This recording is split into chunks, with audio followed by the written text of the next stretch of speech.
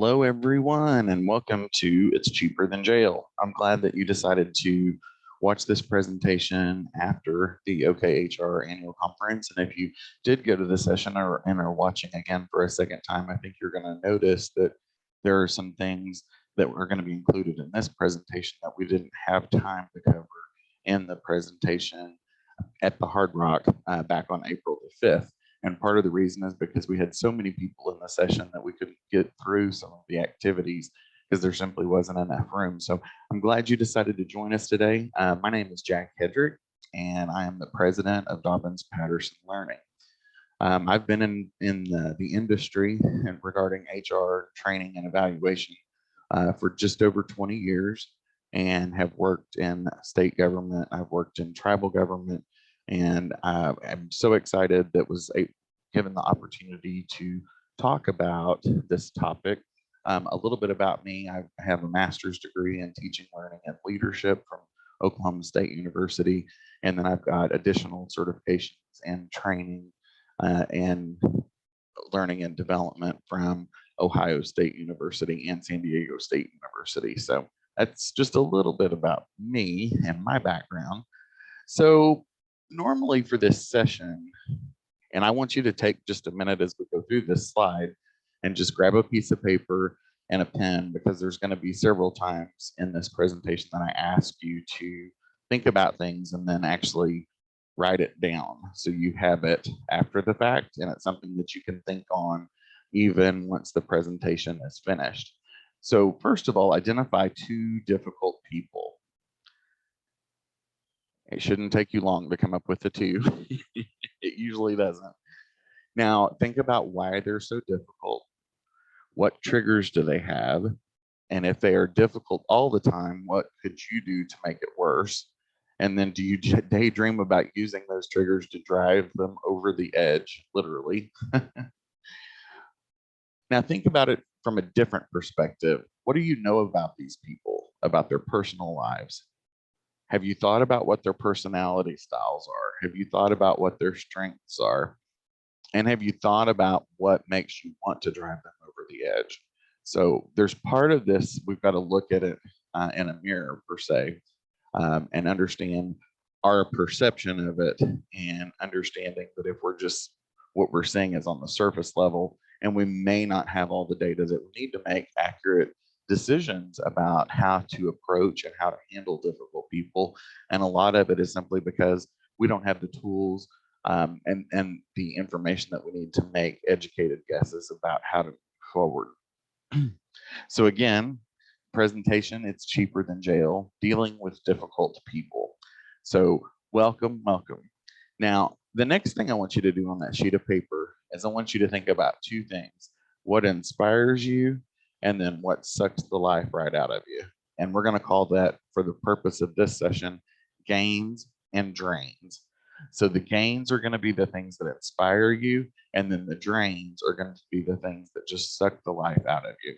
So for me, gains would be, having a cup of coffee at the beginning of the day. It's just I try to have coffee when it's, my first cup by myself, when it's quiet, and that really inspires me and gives me a time to reflect and think about what I need to accomplish for the day. And that's, if I don't get that cup of coffee, I feel like I don't get started. I don't feel like I get the day off to a good start. Drains are going to be constant interruptions that are happening, and we all know in the HR world, those are things that happen. There's a lot of times we have no control over when somebody's going to walk in the office and there's a crisis, because we often are in that firefighter mentality in HR. And so think about what your gains and drains are, and I'll give you just a minute or two to come up with what you think those gains and drains would be. So I'll give you about 60 seconds to think on that.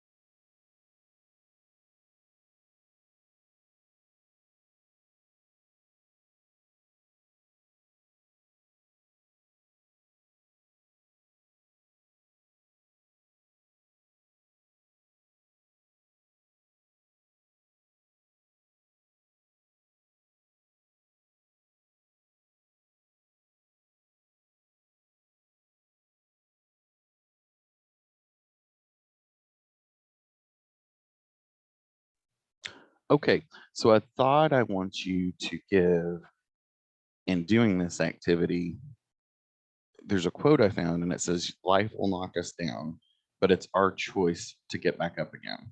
Having problems does not single us out.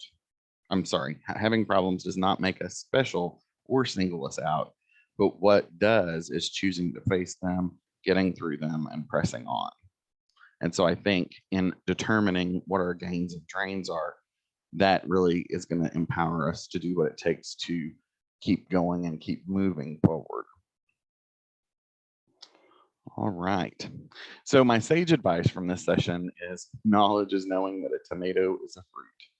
Wisdom is not putting it in fruit salad. And philosophy is wondering if that means that ketchup is a smoothie.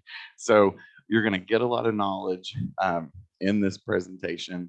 It's going to be up to you using your wisdom to know where to put it.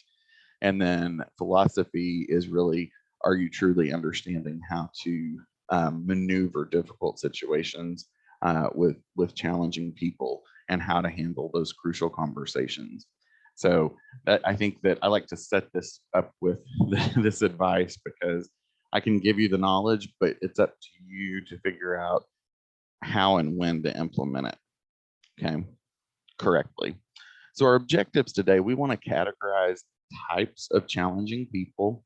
We want to formulate communication strategies for dealing with difficult people. We want to talk about some danger and power phrases and when to use those and when to avoid those. And then we want to talk about what an ideal working environment is as opposed to more of a hostile working environment. And I know that all of us have been in hostile work environments before. And so it doesn't take a lot of neglect in terms of or time to turn in a good environment into a hostile environment or into a toxic environment. And so that's why we've got to recognize some of the warning symptoms and make sure that we're not headed down the road that's going to turn our department into a negative influence as opposed to a positive. So let's talk about, how we should be handling challenging individuals. And I think our first frame of mind starts with, you have to stop thinking of them as negative. Okay. You've got to think about what you want them to do differently and also in how you approach them. So part of the reason that they could be perceived as difficult is because they don't understand, or they may perceive you as condescending and you don't realize it. But unless you are open to entertain those types of scenarios, then it's never going to improve. Then you've got to think about what's in it for them to change. And then you've got to communicate that message once you figure out the best way to communicate it.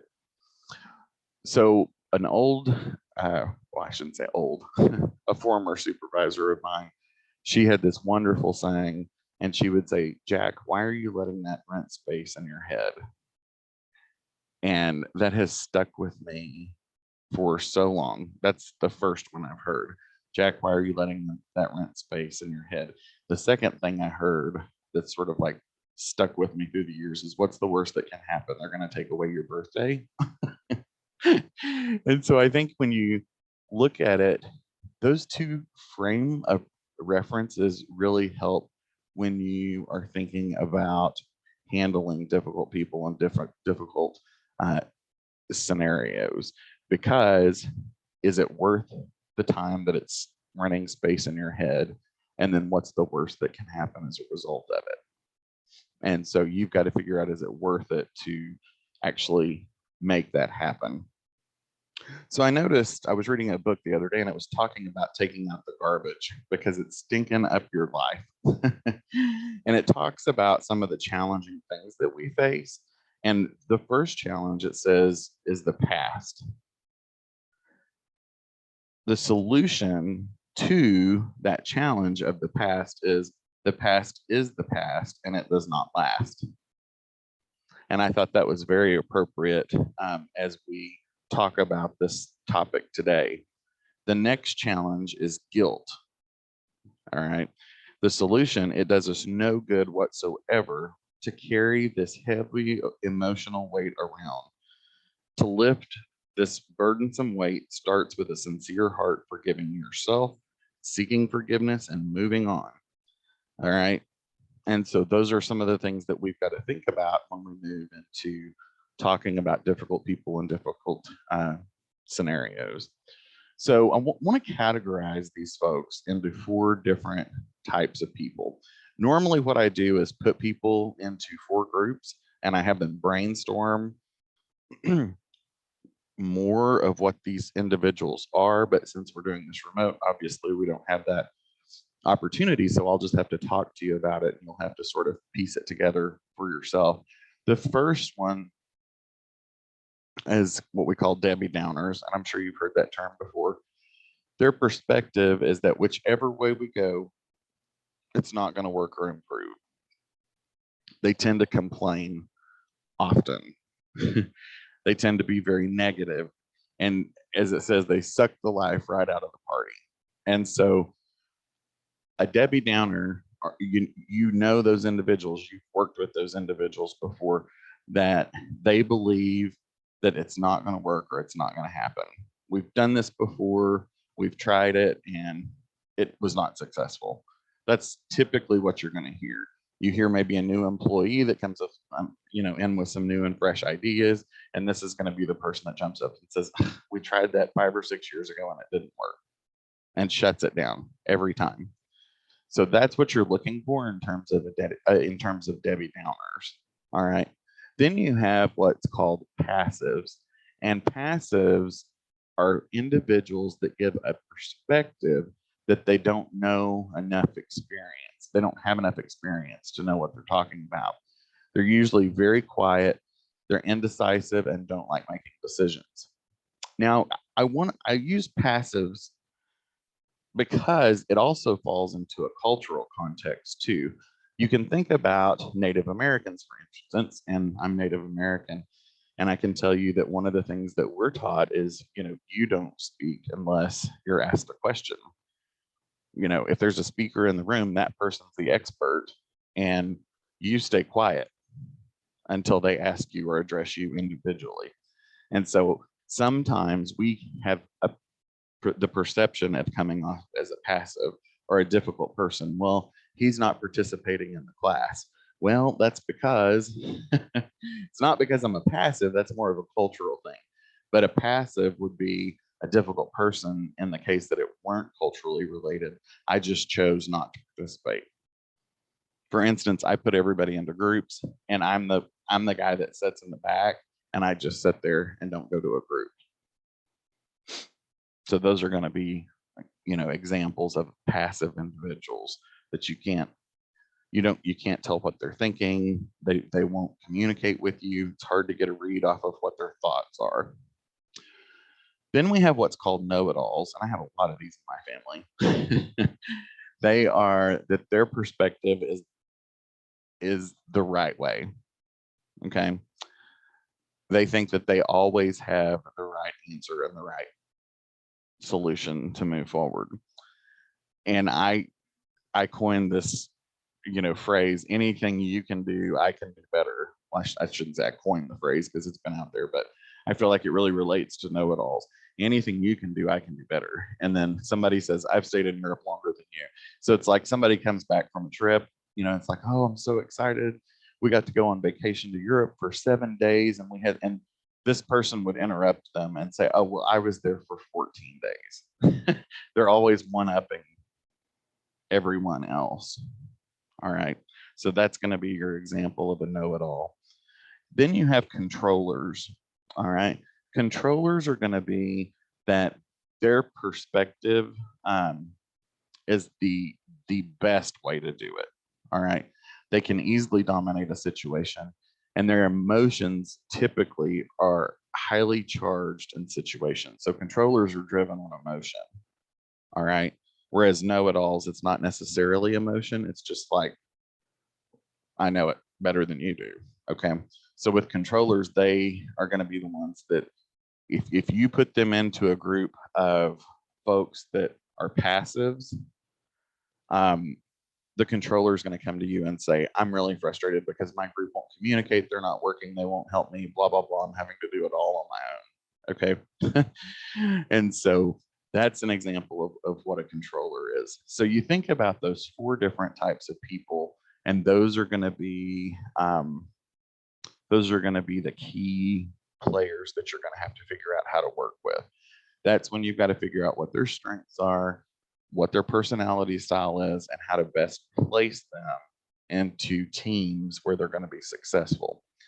Now, there's several different strategies you can use to communicate with these people, and they all involved having a difficult conversation or a crucial conversation, as we call it sometimes. With the Debbie Downer, sometimes you have to set them down and explain that they are coming across as negative, and you've got to say, is there something we can do better? Maybe they're not happy in their current role. Maybe that's the reason they're a Debbie Downer. Okay. So try to get to the root cause of the problem. That's going to be the main issue with all of these, is getting to that root cause, using that problem solving method to figure out what's actually going on. Your passives are going to be easier because they're not going to want to communicate as much anyway. So it's having a conversation saying, hey, what's going on with you? I feel like, you seem to be withdrawn and you're not wanting to communicate with us. Is there, something that we've done, or is there something that offended you? And make sure that they feel included, because it could just be that they don't feel like they're included enough to be involved in the operation. Okay. So it's, again, drilling down to what's really going on. Your know-it-alls and your controllers, those are going to be the more difficult conversations to have. Your know-it-alls are going to be easier. And the reason that that's going to be easier is because, again, your controllers are emotionally driven. So your controllers are going to immediately take it personally when you try to have that conversation.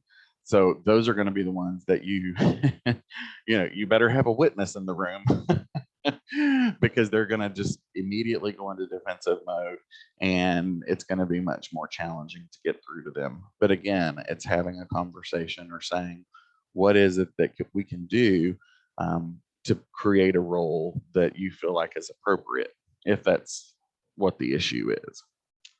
So I hope that helps. That's 4 main difficult people that we're going to talk about today.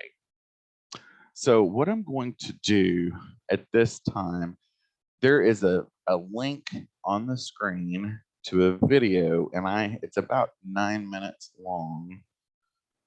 Let me see. I'll just go ahead and pull it up here and play it,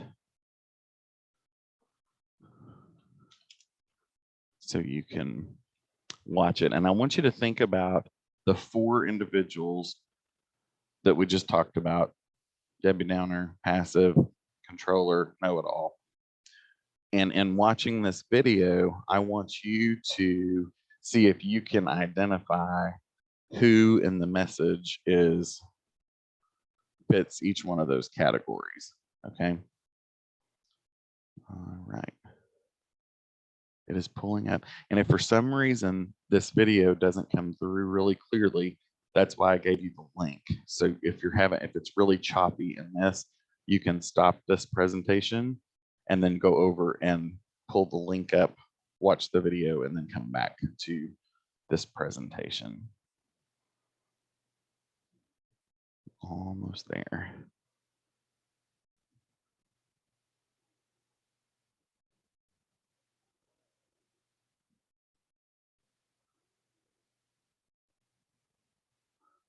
Okay.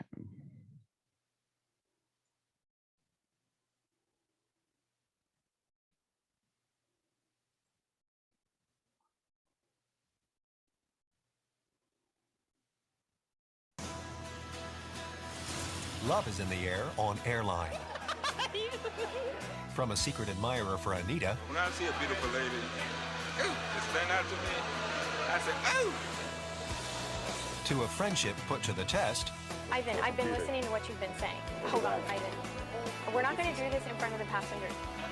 to a surprise proposal at 30,000 feet. Will you marry me?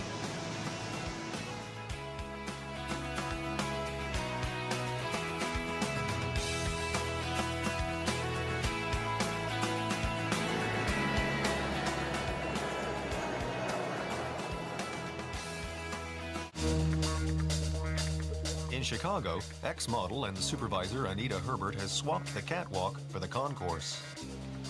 You doing okay, Dee? Well, she does look really, really nice all the time. She always got her toes done, her nails done, her hair done. So she likes to catch the eye of the man. She holds her shoulders back, heads up, and she's like, yes, dear, and honey. It's just the way she walks and carries herself, her strut, her confidence. That's what we call her, Miss Thing. At the ticket desk, Anita deals with a passenger who is turned up late for his flight to Jackson. What time is it leaving? You only have 10 minutes. I know. Where you been? Want to try to make it or? Yeah. Okay.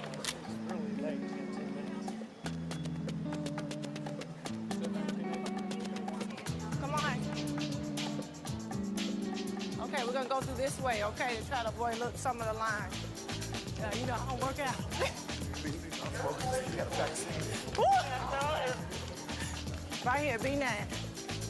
You gotta go to the counter, baby. Go ahead. You need your pay. Well, I'm glad I got picked because I wouldn't have made it without him. That's all I need. That's all you need. And this is your return ticket, okay? I got Andy. Thank you, baby. Mr. Watson makes his flight in just 10 minutes from check-in to boarding. That's pretty good. That's pretty good. Checking his bag and all that. That's pretty good. So, we were pretty fast in this situation.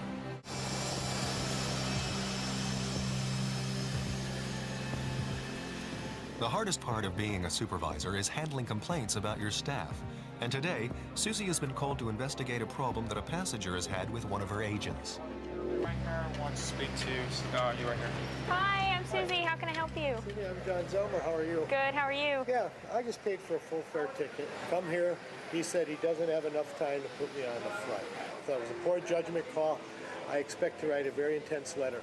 Okay. What's your name again? John Zelmer. John. Okay, John. I'll be right back for you.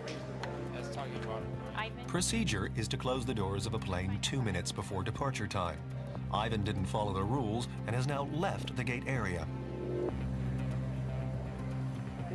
Hey, Ivan. It's Susie. What happened? What time do we close our flights here? No, we don't. Who told you that? We close our flights 2 minutes before departure. Who told you we close 3 minutes before departure? Ivan, you can't make up your own rules. You do owe it to your passengers to allow them to get on the flight until 2 minutes before departure. And you didn't do this for him. Ivan, calm down, okay? Ivan, we're not... I don't care. You do that. That's the service we give to these passengers. Ivan, I'll come down there and talk to you, but I have to talk with John. A face-to-face confrontation awaits. In LA, Susie prepares for a confrontation. Ivan has just refused to board a passenger even though he turned up on time. I'm sighing a lot just because, you know, I'm stuck between a rock and a hard place. Sorry. What you need is to make sure everything we do find again. Many times before. I wasn't going to do it again. Okay. Again. Who told you that we close our flights 3 minutes before departure? Who? I have Ivan? my butt shoe because Hold of on, that. Ivan. We're not going to do this in front of the passengers. We're going to do this. What difference does it make 5-10 seconds? By the time I do all that, it's going to be 58. I'm not going to put him on the, I know, on the but plane. okay. What difference does it make? It You makes, already had a boarding pass. It makes the You passenger. know how long it takes to Ivan, I've been complete it. listening to what you've been saying. How long have you been here? How long have you thought that we close flights 3 minutes before departure? You know what? I don't care. Until 58, I'm going to be deleting boarding passes. Ivan, don't make it this. No, because it's... You're making this even more than it is. Pisses me off, Susie. Even if I do it at 0-0, it will still don't take it away. Please, please, you need to understand that we're in this business for the customer. If we don't have them, we don't have anything. Don't let it. It's not worth it. That's the way you want it to be. I'll do it. Ivan, it's not the way I want it to be. It's the way it's done. Go take your break. Sometimes it doesn't come out of my paycheck. It doesn't come out of your paycheck. Jesus Christ. It's here too.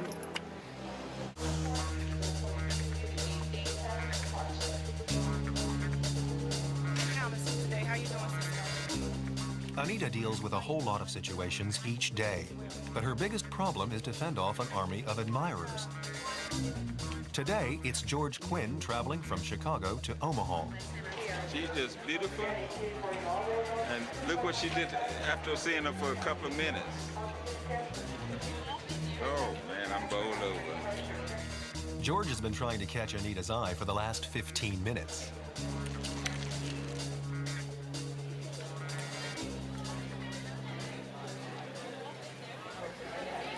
I looked over and saw that ring. You married, aren't you? No, I'm not. You know- I'm divorced. You might not like older men, though. I don't think I've ever dated anybody over 45. I tell you what. You date What's me, the advantage? Huh? What's the advantage? I'll show you. You call me, we get together.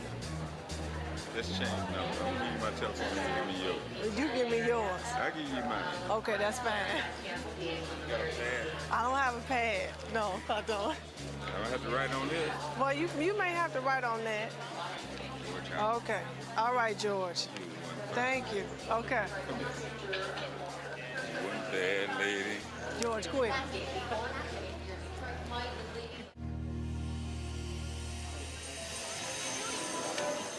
Back in LA, Susie has to make amends with a passenger who was denied boarding.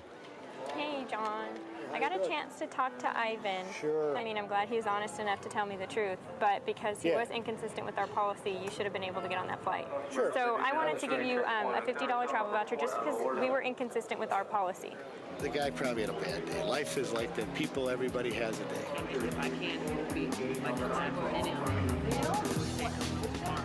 Relaxed? Yeah. Ready to take on the next situation? I'm ready to take on it. That's good. You like it? Oh, yeah. Whatever I can do to make.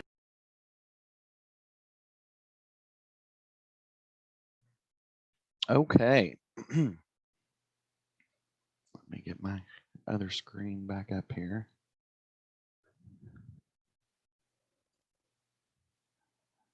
All right. So what did you notice in there? Obviously, that was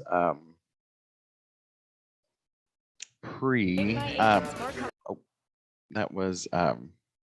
pre 9/11, and so you can probably see there's a lot of HR things going on there that we can do today. But a couple of things I wanted to point out. Okay, reshare here.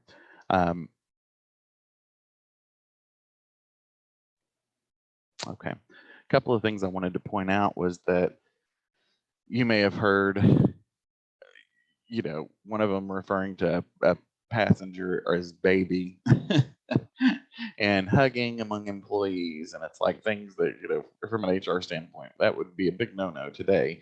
But you think about the biggest hurdle, and that was where there was the employee that wouldn't let the customer board, and he was inconsistent with the policies. And he got very upset and very defensive about when the supervisor approached him about why there was an inconsistency.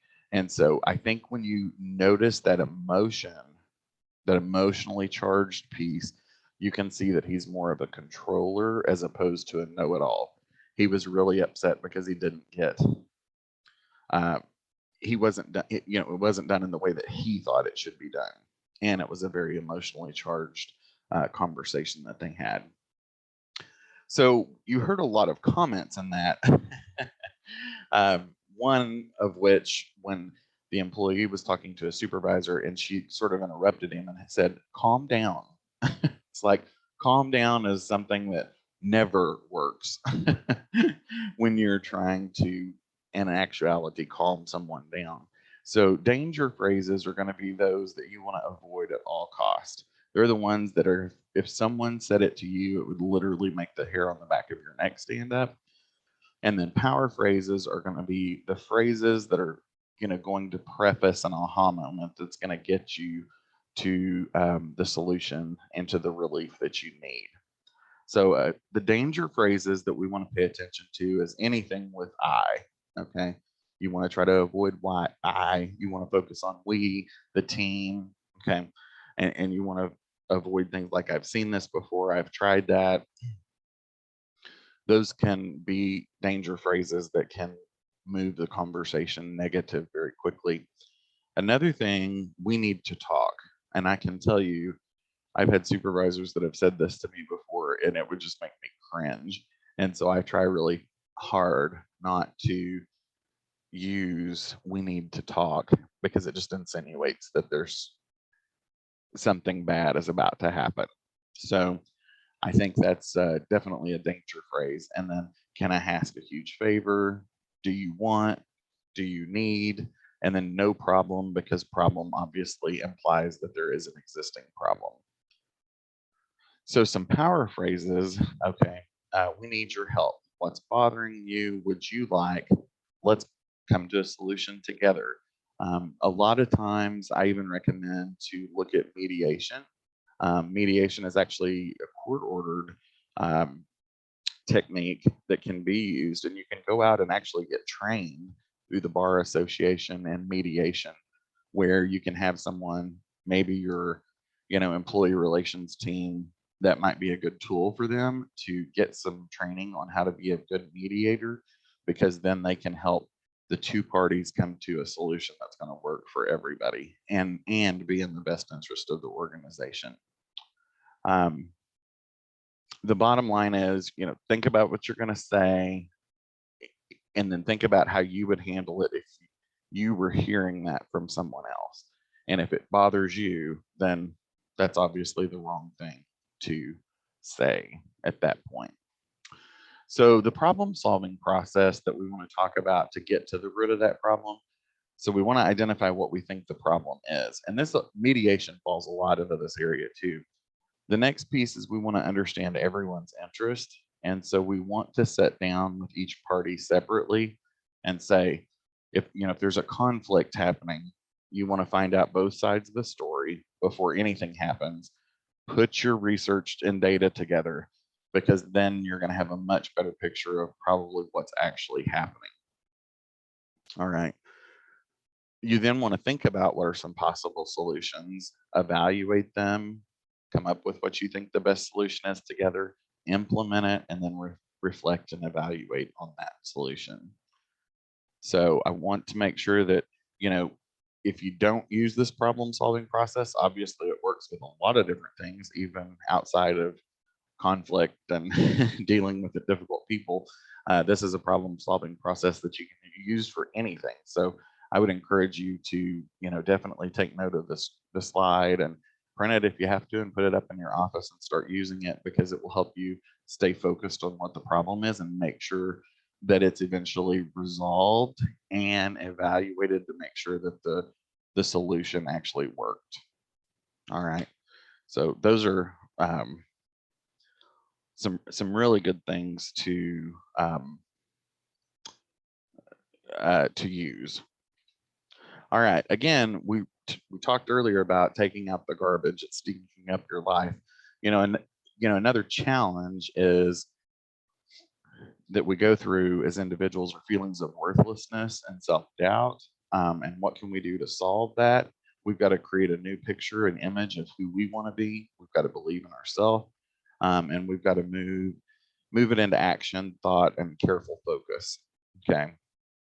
And if anyone has ever put you down, just forgive them and make them eat those words by the new way you live and think about yourself. So that's also something that comes into play when we're talking about dealing with difficult people. I want you to realize nobody can change who you are or how you feel without your permission. So there's always that. And you think about it, well, is there going to be someone who's smarter than me? Well, yes, there's always going to be somebody smarter than me. Is there going to be somebody who's better looking than me? Well, yes, obviously there is. Will there always be someone with more money? Well, yes, there is. Will there always be someone who can do more than I can? Yes, there is. So, I mean, we're not perfect. We'll never be perfect. So we just have to do the best we can and help in building people. And one of my favorite quotes by Harvey Firestone is,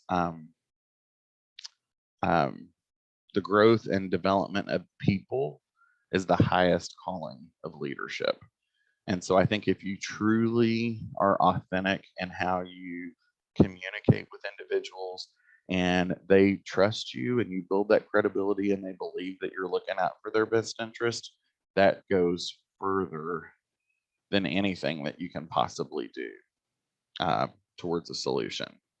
Again, we talked about mediation. There's a link there at the bottom, but mediation is actually called alternative dispute resolution, or ADR. And unlike arbitration, which is the process of ADR somewhat similar to a trial, mediation doesn't do that. You have all the parties involved in coming up with what you want the solution to be. And again, I would encourage you to have your employee relations folks, or if that's you, if you're a one-person department, you might want to look at getting some training in mediation because it will help you so much in the long run. Similar to coaching, but again, it's mediating with, 2 or 3 different parties. So how do we deal with everybody? Well, everybody likes to believe or at least think that we're right. Everybody shares that, okay? There is no I in team. A leader's job is to bring everyone together to achieve common goals. I mean, that's at the end of the day, that's our responsibility. And so that's what we have to strive towards in order to move our organizations forward. Some quotes that I just love. Snakes are just as afraid of you as you are of them. And I hate snakes, but snakes are just as afraid of you as you are of them. And so I think that that's helpful to remember. We find comfort amongst those who agree with us and growth among those who don't.